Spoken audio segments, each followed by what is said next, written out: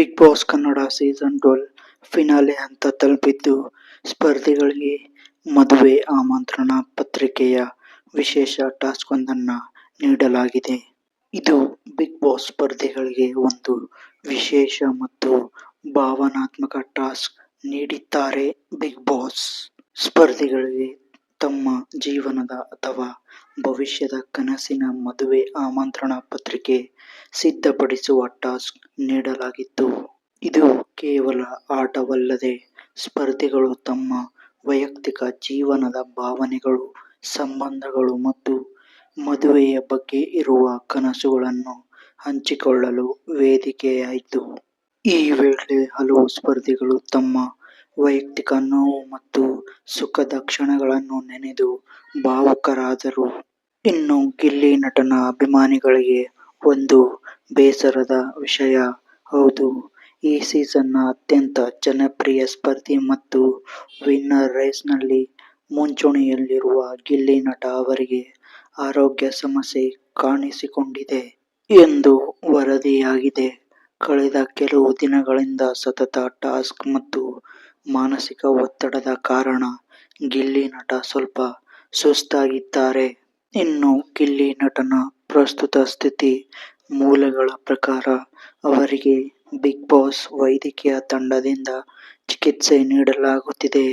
ಫಿನಾಲೆಗೆ ಕೇವಲ ಒಂದು ವಾರ ಬಾಕಿ ಇರುವಾಗ ಗಿಲ್ಲಿ ಅವರ ಅನಾರೋಗ್ಯವು ಅವರ ಅಭಿಮಾನಿಗಳಲ್ಲಿ ಆತಂಕವನ್ನ ಮೂಡಿಸಿದೆ.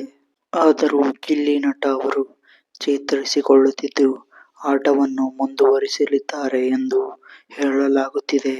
ಇನ್ನು ಇತ್ತೀಚಿನ ವೋಟಿಂಗ್ ಟ್ರೆಂಡ್ ಪ್ರಕಾರ ಗಿಲ್ಲಿ ನಟ ಮತ್ತು ರಕ್ಷಿತಾ ಶೆಟ್ಟಿ ನಡುವೆ ಮೊದಲ ಸ್ಥಾನಕ್ಕಾಗಿ ಭಾರೀ ಪೈಪೋಟಿ ನಡೆಯುತ್ತಿದೆ.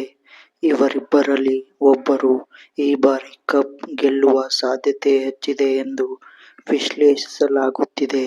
ಇನ್ನೇನು ಬಿಗ್ ಬಾಸ್ನ ಗ್ರ್ಯಾಂಡ್ ಫಿನಾಲೆ ಕೆಲವೇ ವಾರದಲ್ಲಿ ಅಥವಾ ದಿನಗಳಲ್ಲಿ ನಡೆಯಲಿದ್ದು, ಜನವರಿ 17 ಮತ್ತು 18ರಂದು ಅದ್ದೂರಿಯಾಗಿ ನಡೆಯಲಿದೆ. ಇದಕ್ಕಾಗಿಯೇ ಈಗ ಟಾಪ್ 6 ಸ್ಪರ್ಧಿಗಳ ಕಾದಾಟದಲ್ಲಿ ತುಂಬಾನೇ ಟಫ್ ಕಾಂಪಿಟೇಷನ್ ನಡೀತಾ ಇದೆ. ಯಾರು ಟಾಪ್ 6ಗೆ ಬರುತ್ತಾರೆ ಎಂದು ಬಿಗ್ ಬಾಸ್ನ ಅಭಿಮಾನಿಗಳು ತುಂಬಾನೇ ಕಾತುರದಿಂದ ಕಾದು ಕುಳಿತಿದ್ದಾರೆ. ಇನ್ನೇನು ಕೆಲವು ಸ್ಪರ್ಧಿಗಳ ಕನ್ಫರ್ಮ್ ಆಗಿ ಟಾಪ್ 6ಗೆ ಬರುತ್ತಾರೆ ಎಂದು ಈಗ ಕನ್ಫರ್ಮ್ ಆಗಿದ್ದು, ಇನ್ನು ಕೇವಲ 1 ರಿಂದ 2 ಸ್ಪರ್ಧಿಗಳು ಮಾತ್ರ ಟಾಪ್ 6ಗೆ ಎಂಟ್ರಿ ಪಡೆದುಕೊಳ್ಳುವ ಸಾಧ್ಯತೆ ಇದೆ.